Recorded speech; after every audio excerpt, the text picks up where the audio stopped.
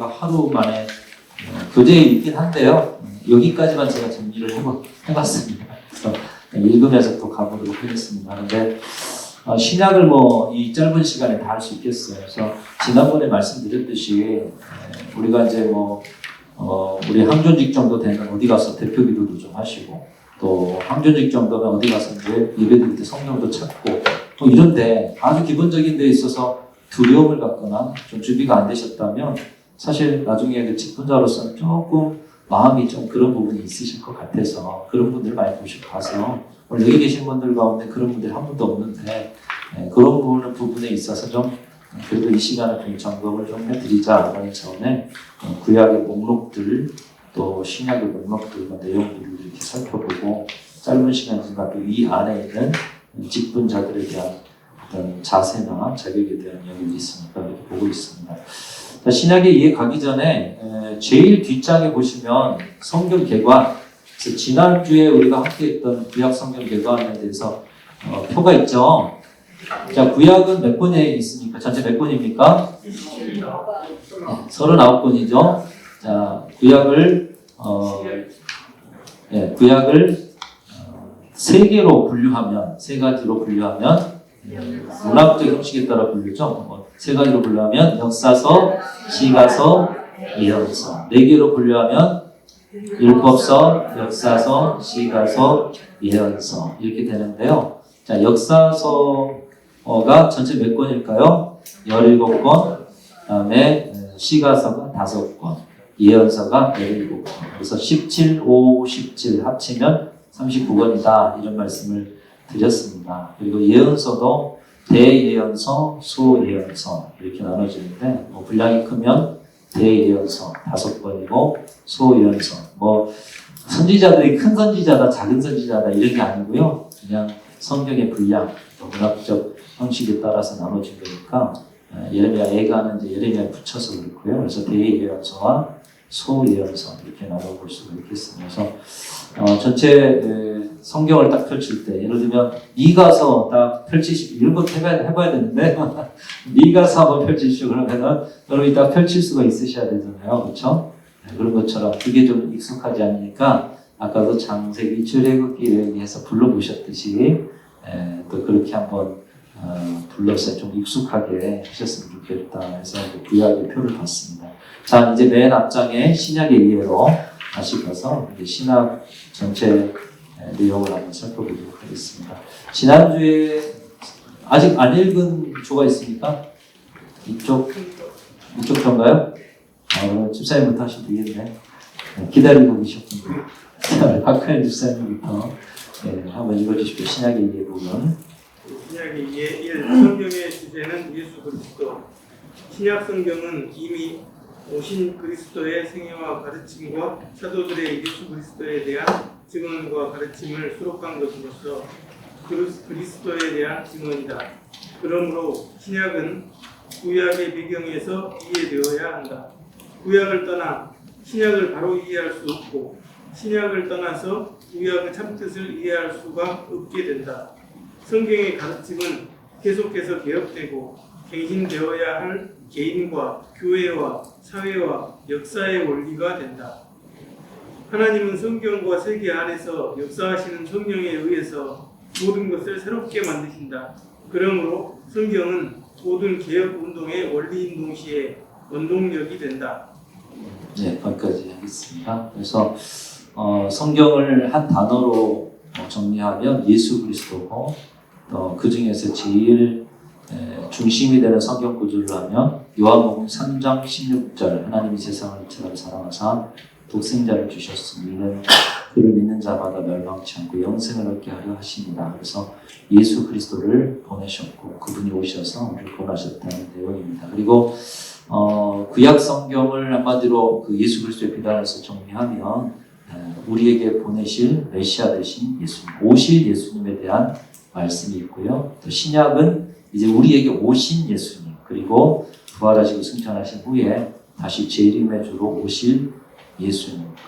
결국은 우리가 예수 그리스도의 그 중심으로 통해서 성경을 다 볼 때도 구약 속에서 예수를 보고 신약 속에서 예수를 보고, 그래서 예수님을 더 잘 알기 위해서도 구약의 말씀을 더 깊이 알아야 한다라는 말씀을 여기서 하고 있습니다.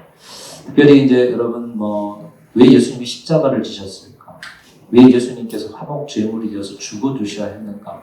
이 모든 것들이 창세기의 죄의 문제에서 시작해서 그 죄를 해결하는 대속의 그 대속의 과정은 율법서에 율법서에 나온 레위기서나 그런 율법서에 나오는 제사 제도를 통해서 이미 하나님께서 보여주셨고 오직 우리의 죄를 씻는 것은 완전히 순결하시고 완전히 죄가 없으신 제물이 있어야 되는데 오직 하나님의 아들 되신 독생하신 예수 그리스도 외에는 모든 인류 오고 가는 세대와 또 모든 사람의 죄를 해결할 화목제물이 될 존재가 없기 때문에 하나님께서 결단 가운데 우리 가운데 예수 보내주셨다. 그래서 구약의 제사 제도는 또 히브리서에도 나오지만 여러 가지 예수님의 예표가 되는. 그래서 구약을 잘 알면 우리의 복음에 대한 이해가 더 깊어지게 되는 거죠. 그래서 구약의 비답에서 또 신약을 깨닫게 되고 신약을 통해서 또 구약의 그 말씀의 깊이를 알게 되고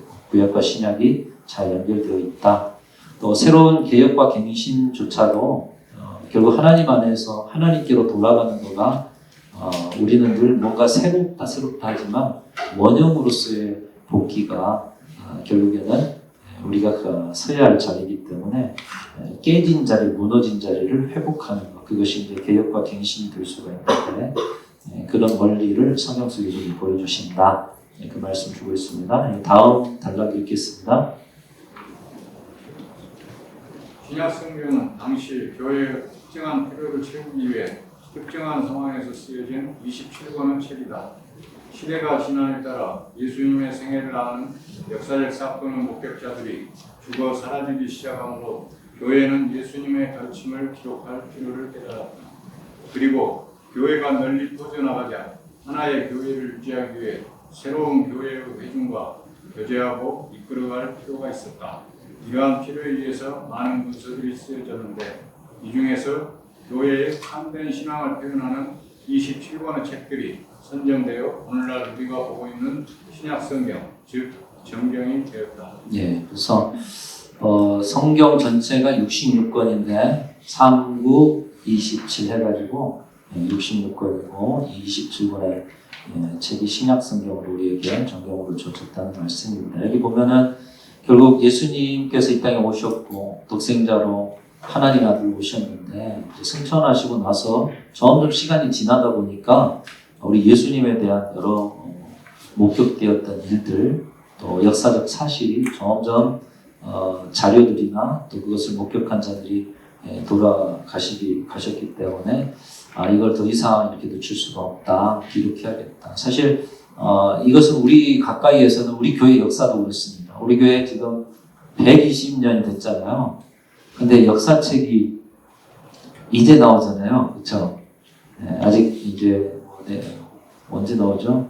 하여튼 지금 연말 정도면 어느 정도 초안이 되겠고 그 다음에 내년 창립기념주일에는 이렇게 봉헌이 되지만 그 내년에 이제 창립기념주일까지 내용도 들어가야 되고 최종적으로는 이제 내년 중반이나 후반에 마무리되지만 이제 전체적인 올해까지의 역사는 아마 올해 이제 나오게 되게 될 텐데 이 역사를 책을 펼쳐놓고도요. 전 교회에서도 역사책을 이렇게 했는데 해가지고 교인들한테 돌리니까 내 이름 빠졌다 아니면 과거에 내가 이거 이 해가 아니다 몇 년이다 하면서 수도 없는 컴플레인들이 오더라고요. 그래서 자기 일, 어떤 자기와 관련된 일도 그러는데 심지어는 과거 역사에 자료가 없잖아요.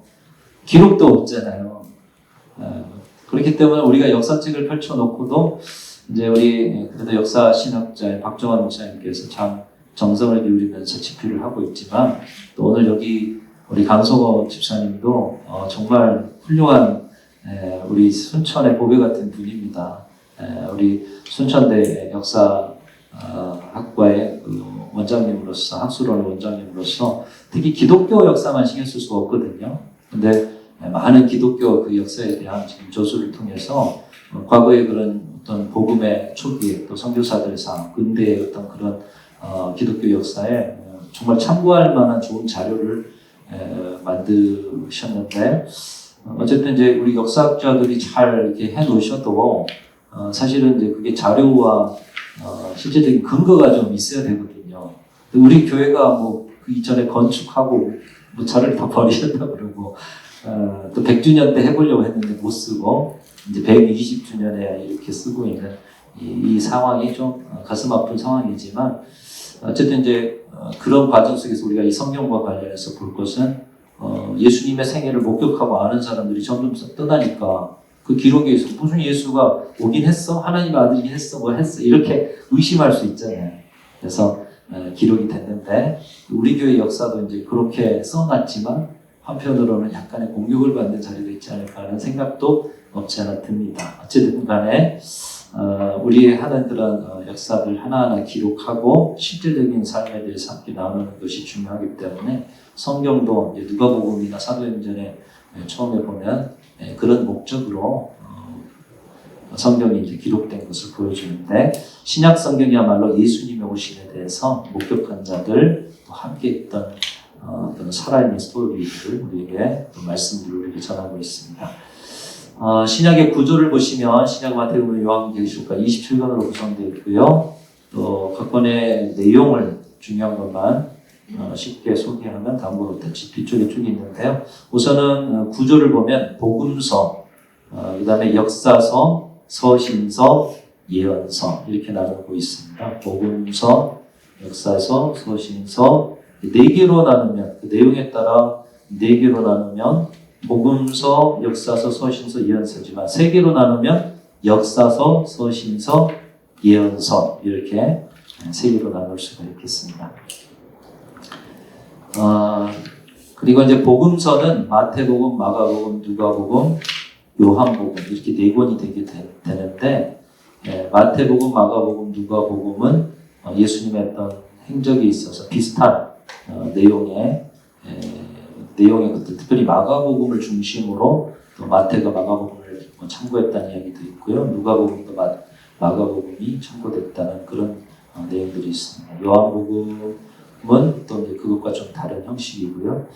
그다음에 역사서는 사도행전이 있고 그 교회의 역사, 예수님 승천하신 후에 교회가 태동하고 또 복음 전파하는 그런 역사를 나타낸다. 그래서 사도행전을 쭉 따라가면서 고린도전서가 언제 쓰였는가, 뭐 어디 갈라디아서가 언제 쓰였는가 이렇게 좀 볼 수가 있습니다. 그래서 역사서로는 사도행전, 그 다음에 서신서는 또 이제 편지 형식으로 되게 좀 밑에 나와 있는데요. 예언서는 그 계시와 예언들의 말씀입니다.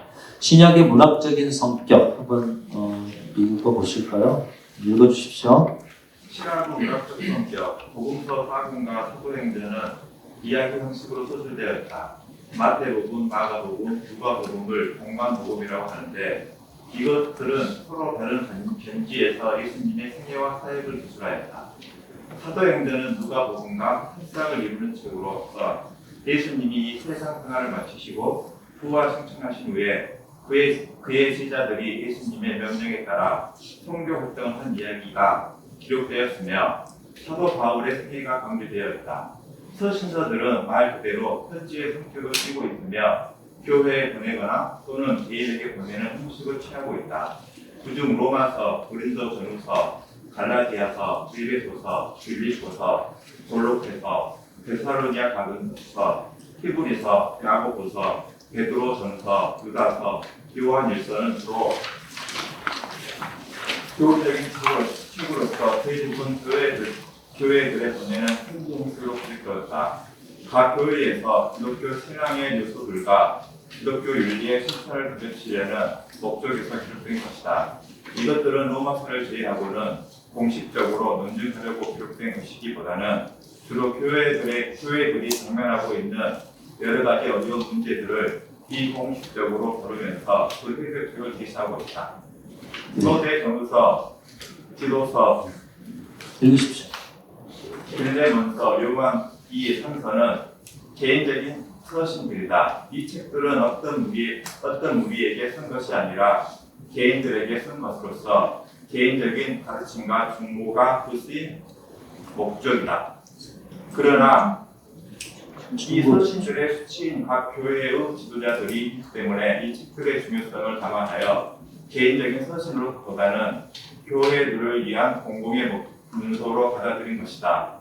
이에 서신들을 바울 서신과 일반 서신으로 나누기도 한다.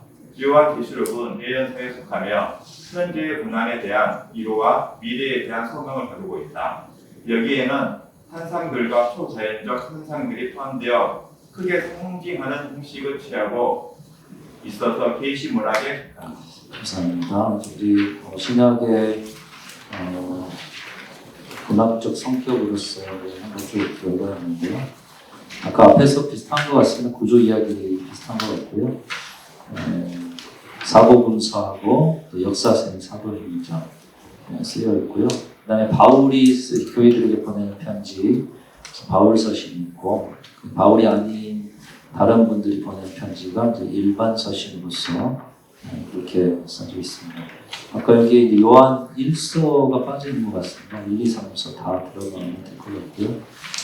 계시록은 여러분들 읽어보셨듯이 여러 가지 계시와 환상. 그래서 계시록을 뭐 다 이해할 수는 없는 것 같아요.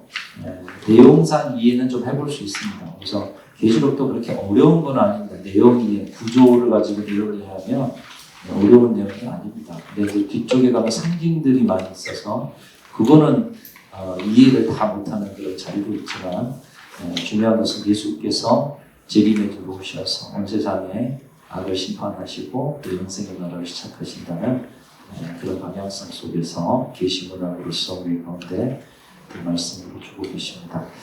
신약의 개관 똑같은 이야기인 것 같습니다. 그러나 이제 각 번별로 내용이 어떤 것인가 다 알고 계시겠고 하지만 그래도 오늘 교재에 써져 있으니까 하나하나 제가 읽고 진행을 해보겠습니다. 자, 마태복음 보면 제자 마태가 주 70여 명이 예루살렘에서 주로 유대인 공동체에서 메시아여 하나님 아들이신 인류 구주신 예수님이 예언의 성취로 오셨음을 알려 믿고 구원받게 할 목적으로 기록하였다. 그래서 이제 마태복음은 주로 유대인 공동체를 향해서 주신 말씀이라는 거죠.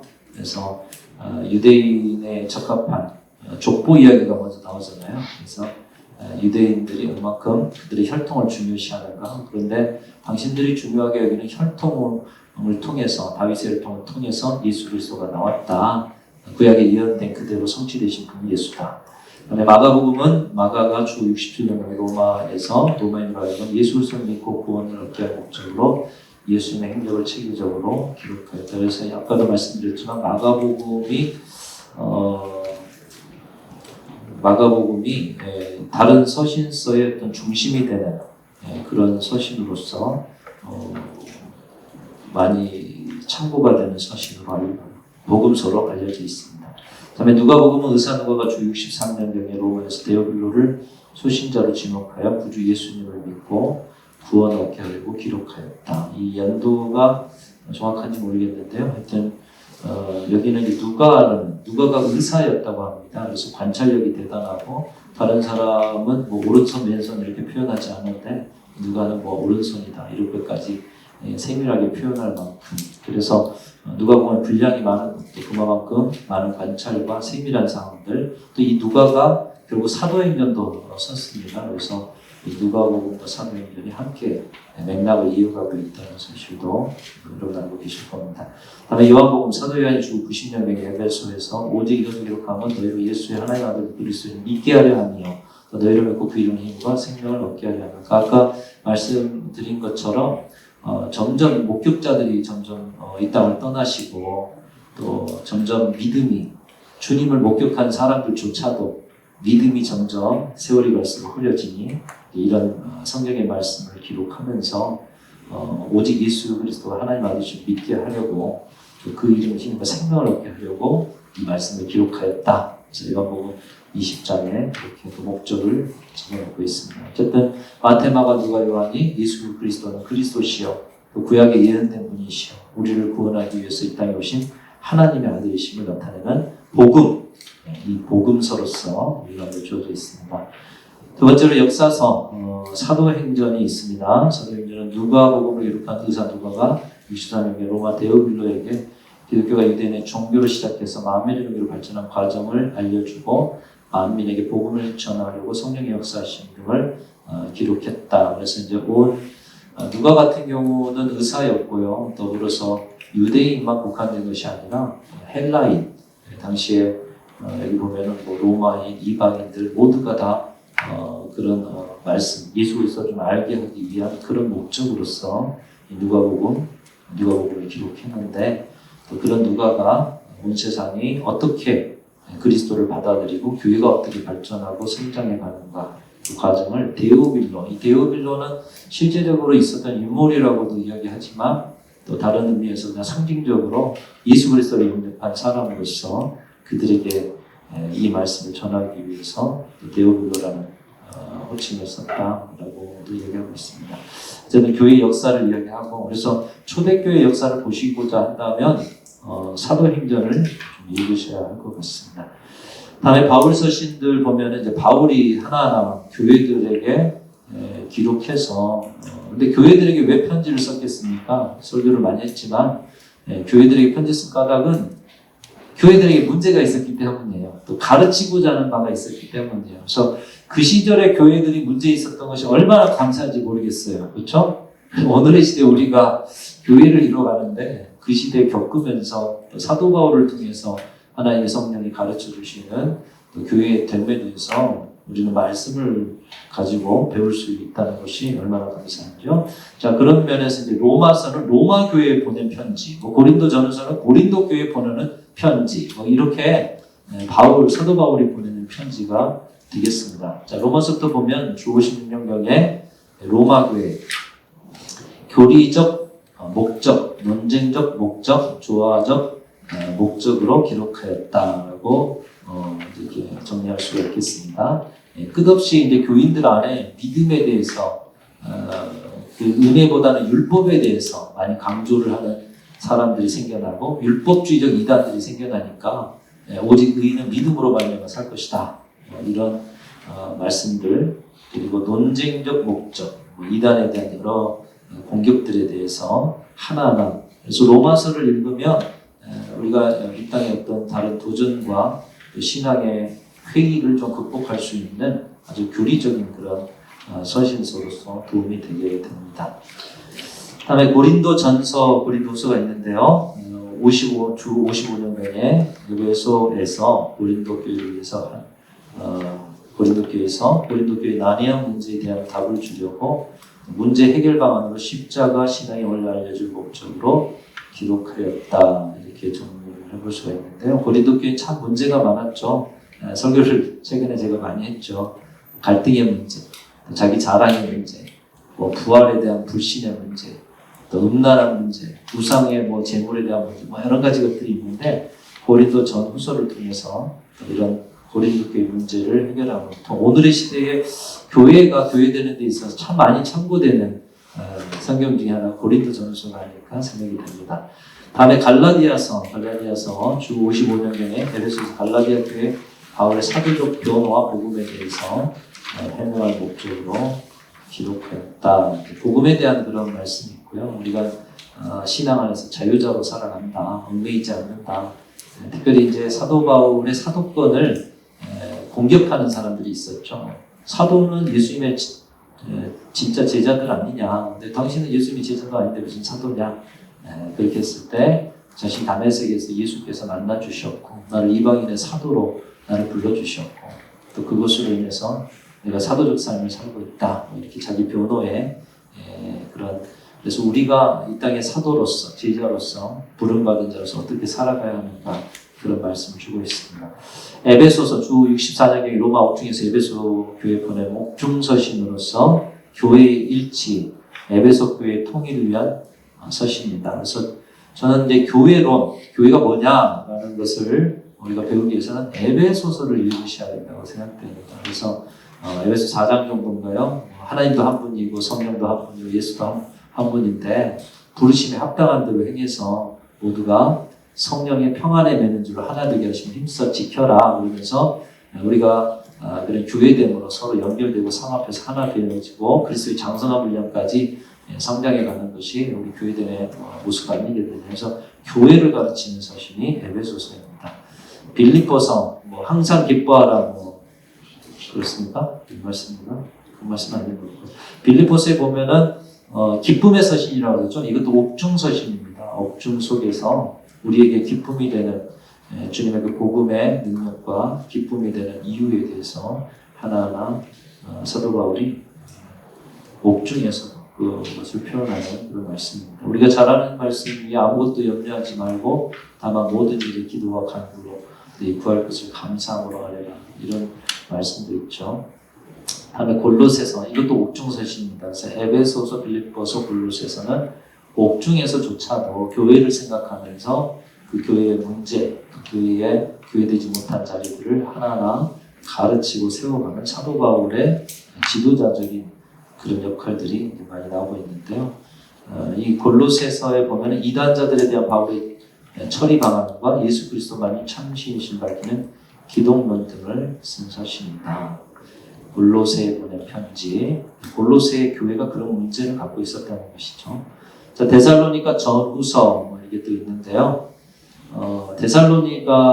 고린도에서 데살로니가 교회에 디모데의 보고를 듣고 여기까지 감사 인사를 하고 잘못된 신앙을 시정하는, 그 다음에 데살로니가 후서도 재림에 대한 교리적 교훈과 그리스도인의 바른 신앙생활에 대한 교훈을 주고, 그래서 이런 포인트들이 있어서 여러분이 궁금하거나 좀 더 알고 싶으면 이런 성경을 찾아서 한번 읽으시면 재림에 대해서, 부활에 대해서, 아니면 이 세상에서 정결함에 대해서 이렇게 성경을 좀 아시게 되면 그 말씀을 찾아서 묵상하실 수 있게 되겠습니다. 디모데 전후서가 있는데요. 디모데전서 64년의 로마에서 디모데에게 이단을 경계할 것과 교인의 윤리적 훈련, 교회의 조직 강화 등을, 그러니까 디모데 목회 서신이죠. 당시 목회자인 디모데, 그리고 뒤쪽에 보면 디도에게 보낸 서신이 이제 목회 서신인데, 디모데 후서도 감옥에서 목회자의 바른 목회 윤리를 가르친다, 이렇게 되어 있고요. 지금 이건 목회자에게 보낸 서신이기도 하지만 우리 모두가 다 누군가를 양육하는 사람들로서, 목회적 관점을 가진 사람들로서 우리 신앙의 자세에 대해서도 배울 수 있는 좋은 말씀입니다. 디도서, 주 64년의 로마에서 디도에게 목회상에 필요한 사항, 이것도 이제 목회자에게 보낸 서신이고요. 빌레몬서, 옥중에서 빌레몬에게 오네시모라는 사람을 옥에서 만났어요. 그래서 사귀고 복음 전파하다 보니까 오네시모가 빌레몬의 종이었음을 알게 되고요. 그러니까 예수 믿게 됐으니까 빌레몬과 오네시모가 형제가 되잖아요. 근데 이제 앞으로 돌아가면 어떻게 되겠어요? 밑에 종이기 때문에 그런 부분에 대해서 사도 바울이 오네시모가 지난 시절을 회개하고 새 사람 되었으니까 잘 품어줘라, 이런 말씀으로 이렇게 하고 있습니다. 당시에는 계급의 차이가 있고 종과 주인의 차이가 있고 예수 그리스도를 만났지만 같은 동등한 느낌보다는 그런 자리가 있었기 때문에 그런 부분을 신앙을 어떻게 극복할지에 대한 말씀이 나와 있습니다. 자, 히브리서와 공동서신 이렇게 나와 있는데요. 히브리서는 저자를 알 수 없습니다. 그리고 나머지는 야고보서, 베드로전서, 요한일서, 3, 4는 그 이름에 저자 이름들이 다 들어가 있죠. 그래서 히브리서를 어떤 분들은 사도 바울이 쓴 서신이다 이렇게 생각도 하는데, 사도 바울이 쓴 형식과는 조금 다른 형식이어서 히브리서는 보통 저자가 없다, 이렇게 많이들 보게 됩니다. 그리고 이제 히브리서는 신약의 레위기서다 이렇게 보게 되죠. 그래서 히브리서에 많이 보면 십자가라든지 어떤 대제사장이라든지 예수 그리스도가 왜 십자가를 지고 우리의 또 왕이 되셨는데, 그런 과정 속에서 레위기와 함께 보면 좋은 말씀이 되겠습니다. 야고보서 행함에 대한 말씀을 많이 하죠. 믿음과 행함의 일치, 믿음도 중요하지만 행함의 삶을 살아라. 베드로전서, 베드로 사도가 흩어진 핍박받는 성도들에게 승리할 것을 가르치고, 무엇보다 그런 상황 속에서도 건전한 신앙인으로서 살아가야 할 것을 말씀하고 있습니다. 베드로후서는 주 66년경에 로마에서 보배로운 믿음을 가진 자들이 부도덕한 향락주의 경계하고 재림을 부인한 거짓 교사를 비격해야 함을 기록하였다. 주로 이제 베드로 사도는 거룩한 생활, 성결한 생활, 그다음에 거짓 교사들에 대한 철저한 경계, 이런 것들, 그다음에 재림에 대한 준비, 깨어 있어라, 이런 재림에 대한 준비를 항상 말씀하셨습니다. 요한 1서, 2서, 3서 계속해서 이제 사도 요한이 소아시아에 있는 일곱 교회에 예수 그리스도가 누구이신가, 또 요한 2서에는 택함을 입은 자와 그의 자녀들에게 예수 그리스도를 전하는, 요한 3서는 가이오에게, 가이오라는 사랑하는 동역자에게 보내는 그런 서신이고요. 유다서는 예수님의 동생 유다가 여러 이단에 동요되지 말고 정통신앙을 바르게 지켜라, 그런 내용이라고 정리해 볼 수 있겠습니다. 마지막 예언서 요한계시록 예언서는 사도 요한이 주 96년입니다. 다들 보면은 60 몇 년이고 요한만 90. 그러니까 다른 사도들은 일찍이 순교하고 죽었습니다. 근데 요한은 아주 노년까지 살아서 나중에는 반모섬에 유배가 되고, 그런데 그 노년에도 성령이 임하셔서 앞으로 다가올 그 재림의 때와 또 그런 하나님의 세계를 환상 가운데 보게 하시고, 그 예언의 말씀 요한계시록을 기록하게 하셔서 또 고난받는 많은 신앙인들에게 또 하나님의 소망의 말씀을 전할 수 있도록 해서 주후 96년경에 그렇게 지금 계시를 받아서 요한계시록을 기록하였습니다. 자, 이 신약 성경 속에서 우리 직분자들에게 주시는 직분의 태도는 무엇인가? 신약의 장로, 한번 그 다음 분 읽어주시면 감사하겠습니다. 신약의 장로, 신약 시대의 장로들은 공회원 장로들과 지방 공회원 장로들을 질시했다. 그들은 정치적이면서도 종교 지도자들이었으며 예수님의 재판에도 앞장섰던 자들이다. 지방 공회원 장로들은 해당에서 지방 법관들이나 다름없어 쓰며 해당 업무를 관리하였다. 해당의 예배교육, 재판을 위한 장소로 사용된 것으로 보아 해당의 장로들은 해당 원들의 종교, 교육, 윤리, 문제를 다루는 지방 유지였음을 짐작할 수 있다. 초대 예루살렘 교회의 장로들은 예수님의 형제 야고보와 사도들도 포함되어 있었다.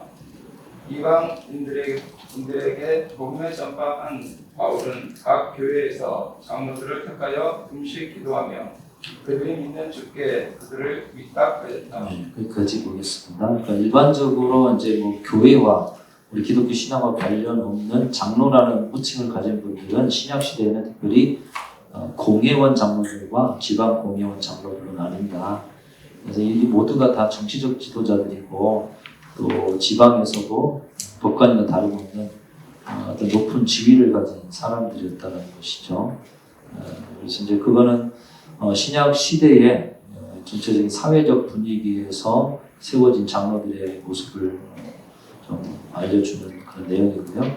이 교회 안에는 그럼 초대 예루살렘 교회에서 장로는 누군가 형제 야고보 또 사도들 이 장로들이 그들은 이제 장로에 다 속해 있고 또 그 장로들을 통해서 여러 가지 신앙적인 지도와 또 본을 보이면서 장로들에게 모두 사역의 주도권을 가지고서 일하겠다. 초대 예루살렘 교회의 장로 역할. 그 다음에 이제 예루살렘 교회를 넘어서서 이방의 복음이 전파되고 여러 가지 아까도 서신서에 있지만 그런 전체적인 신약의 교회들이 있어서 장로들은 어떤 사람일까? 우리 다음 분 읽어주십시오. 신약 성경에서 장로인들은 인격적이고 도덕적인 성품에 근거하여 선택받으며 그리스도인다운 삶의 방식을 통해 사회와 사람들을 섬겼다. 또 이들은 가르침과 교회 일을 주관하는 목회 사역을 했다. 그들은 구제를 관리하며 병자를 돌보았고 권면하고 책망하며 안수하고 몸의 오해를 교정하는 임무도 맡았다. 장로들은 이러한 일을 담당할 때 눈물로 기도해야 했으며 주의 말씀으로 세움을 입어야 했다. 또 은이나 금이나 의복을 탐하지 말며 자원함과 즐거운 뜻으로 일을 하며 본이 되는 삶을 살아야 했다. 여기까지 읽겠습니다. 우리 이것은 이미 우리가 저번에 항존직 처음에 했을 때 한교직에 뭐 장로가 있고 안수집사가 권사가 있는데 특별히 장로, 목사라고 따로 안 하고 말씀을 선포하고 치리권을 함께 갖고 있는 장로가 목사고 또 일반 그런 장로님들은 또 그런 치리의 권한을 갖고 있는 장로님들 이렇게 나눴듯이 여기도 보면 사도들이 뭐 말씀도 전하고요 또 여러 가지 치리도 함께 하면서 또 섬김과 목회적 돌봄도 함께 하는 사람을 초대교회에서는 장로라고 세우면서 그들의 인격이 어떻게 돼야 되느냐 또 그들의 영성 생활이 어떻게 돼야 되느냐 방금 읽은 내용 안에 다 들어가 있습니다. 그래서 지금 여러분들이 한교직으로서 이제 감당하는 일들이 사실 아무것도 안 해도 여러분들은 안수희 집사님, 권사님, 장로로서 활동할 수 있습니다. 저는 이제 처음에 와가지고 순천중앙교회 와가지고 제가 이제 고등학교 다니던 시절에 제가 뭐 자취방에서나 뭐 이렇게 왔다 갔다 하면서 시골교회 목사 아들로서 이 엄청난 순천중앙교회를 늘 바라볼 때마다 이 교회는 어떤 목사님이 다니는 목사님일까?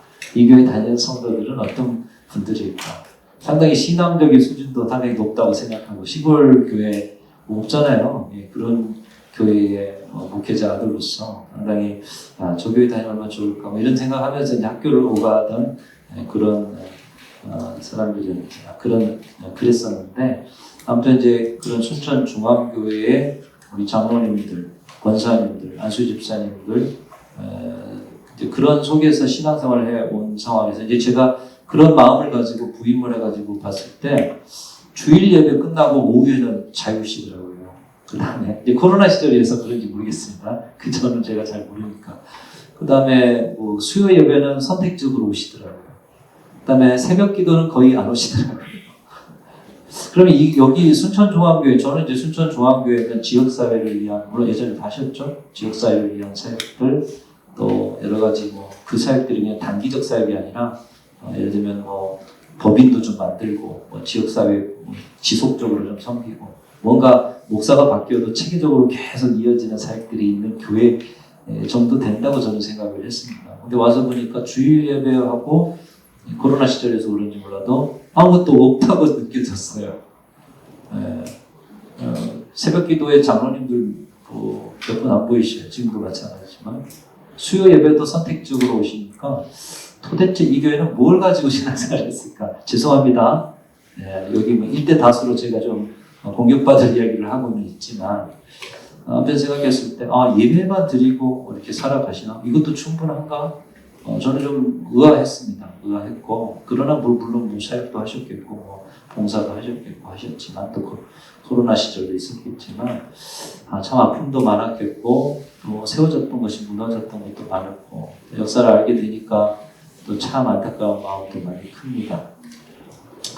그래서 어쨌든 이제 지금 여러분들이 훈련받는 과정에서 제가 뭐 세밀하게 뭐 터치를 하지 않아요. 제 스타일 상황에서 안 하면 뭐라 그러고 이렇게 심하게 할 수는 하는 스타일도 아니기 때문에 그래서 여러분들 여기 보면 뭐 인품도 있고 또 영성 생활도 들어가 있고 장로의 조건들에 그런 건데 이번에 그 훈련되는 과정들이 있지 않습니까? 이제 좀 이따가 이제 중간 점검도 하게 될 텐데 말씀이 있는 거, 기도 생활하는 거, 여러 가지 뭐 봉사 생활하는 거 이게 그냥 지나칠 게 아니고 여러분들은 이제 지도자다, 어머니다, 아버지다, 영적인 부모다라는 생각을 가지고 오늘 여기에 신약성경에서 장로들이라고 나왔지만 사실 이게 다 여러분이 가져야 할 덕목이시거든요. 우리는 완벽할 수 없어요. 여기 덕목 어떻게 다 하겠어요. 저도 완벽하지 않아요. 그러나 계속해서 성숙해 가려고 애를 써야 되고 또 그런 속에서 성장해 가면서 많은 사람의 선한 영향을 미치기 때문에 여러분 지금 하는 훈련들에 대해서 조금 더 관심 갖고 이 기간을 통해서라도 여러분 자신을 특별히 회의만 참석한다고 장로가 아니고 회의만 참석한다고 안수집사 권사가 아니고 여러분이 예배생활, 영성생활 여기도 보면 제가 이 말에 꽂혀가지고 지금 말씀을 드립니다. 어디 있습니까? 장로들은 이런 일을 담당할 때 눈물로 기도했습니다. 이렇게 나오는데요. 이 말에 꽂혀서 정말 행정적으로 할 수 있어요. 당회 참석하고 재직기 참 다 하고 여러분이 필요할 때 내가 그냥 적당하게 어느 선에서 해주고 비난받지 않을 만큼 하고 그러면서 안수집사 권사 장로 할 수 있어요. 그러나 그 중심에 정말 하나님 앞에서 열망을 가지고 부름 앞에서 뜨겁게 가고 있느냐? 그건 누구도 몰라요. 판단할 수 없어요. 여러분 자신이 아시고 하나님이 아실 겁니다. 그런 차원에서 영성의 훈련, 또 여러분의 어떤 개인적인 인격의 성숙, 또 모든 일을 담당할 때 지도자로서의 그 역할들을 감당하는 자리들을 함께 잘 만들어 가시길 바라는 마음에서 말씀을 드립니다. 자, 다음 패러그래프 초대교회가 한번 읽어주십시오. 초대교회가 언제부터 집사직분을 갖기 시작했는지는 확실치 않다. 바울은 집사라는 말을 빌립보서 1장 1절에서 사용했다. 사도행전 6장 2절에서는 부정사 형태로 공개를 이상자 또는 숨기다의 뜻을 가진 동사가 사용되었고, 이 동사에서 유래된 명사가 바로 종업원, 섬기는 자 등이며, 이 말이 또한 집사, 일꾼, 사역자를 의미하는 데 사용되었다. 사도행전 6장에 나타난 집사들은 성령이 충만한 사람, 지혜가 충만한 사람으로 칭찬을 듣는 사람이었다. 집사의 자격으로는 정중한 자, 일부 이언하지 아니하는 자, 술에 임박히지 아니한 자, 더러운 일을 탐하지 아니하는 자, 깨끗한 양심의 믿음의 비밀을 가진 자, 한 아내의 남편이 되어 자녀와 자기 집을 잘 다스리는 자라야 합니다. 또한 직분에 임명된 자는 먼저 증명되어야 한다. 예, 여기 보면은 이제 집사 언제부터 됐는지 이렇게 확실치 않다고 그러는데요. 어쨌든 사도행전에 보면 7 집사니 뽑고 이런 과정이 나타나고, 또 서신서에 보면은 그 집사의 자격, 또 감독의 자격 이런 것들도 다 있는데, 여기 보면은 마지막에 또한 직분에 임명될 자는 먼저 증명되어야 한다. 이 명제가 참 어려운 명제죠. 여기서 스쳐 지나보면 다음 장 이렇게 넘기시지만 이 명제 하나에 딱 보면 나는 목사로서 증명이 되고 있는가? 여러분은 증명돼서 지금 안수희 집사 권사 장로가 되어지는가? 이걸 생각했을 때는 참 우리는 하나님 앞에서 참 부끄럽고 연약함이 있습니다. 그럼에도 우리를 불러주셨어요. 그렇죠? 그래서 뭐 증명을 했다라기보다는 나를 불러주셨고, 또 교회를 통해서 그렇게 살아왔던 것에 대해서 그래도 인정해 주셨고, 또 그걸 통해 앞으로도 더더욱 그렇게 완성되어가는 직분자가 되기를 원하는 하나님의 뜻 안에서 방금 이게 집사의 또 직분에 대해 나왔습니다. 정중한 자, 예, 우리가 말을 해도 서로 정중해야 되겠죠.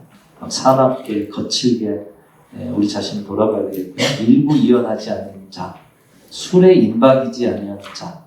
우리나라 문화와 또 해외의 기독교 문화가 다르다고 하지만 무언가에 취해가지고 중독되는 자리는 신앙으로 깨어있는 자리는 아니기 때문에 술에 임박이지 아니하는 자, 더러운 일을 탐하지 아니하는 자. 교회 안에서는 성인군자들 밖에 나가면 사업적으로는 아주 사람들이 인정하는 그런 악랄한 분이라면 좀 생각해 보셔야겠죠. 깨끗한 양심의 믿음의 비밀을 가진 자, 하나하나의 남편이 되어 자녀와 자기 집을 다스리는 자. 오늘의 시대에, 음란한 시대에 분명하게 구별해야 될 그런 자리죠. 하여튼 이렇게 이 모두가 다 사실은 지도자로서의 어떻게 보면은 누가 봐도 저분은 집사님이야, 누가 봐도 우리 하나님이 불러 세우신 분이야, 우리 장로님이야, 이렇게 할 수 있는, 권사님이 할 수 있는 그런 자격의 조건들을 이야기하고 있습니다. 다시 한번 신약 성경을 통해서 우리의 직분들을 돌아보면서 여러분은 이 자리에서 어떤 면이 약한가, 어떤 것들이 잘하는가 좀 세워가시면서 이번 기회에 여러분의 직분자로서 자격도 잘 준비해 가셨으면 좋겠습니다. 자, 이제 강의를 마치면서요, 우리 그 표를 한번 보겠습니다. 6페이지 표 한번 봅니다. 자,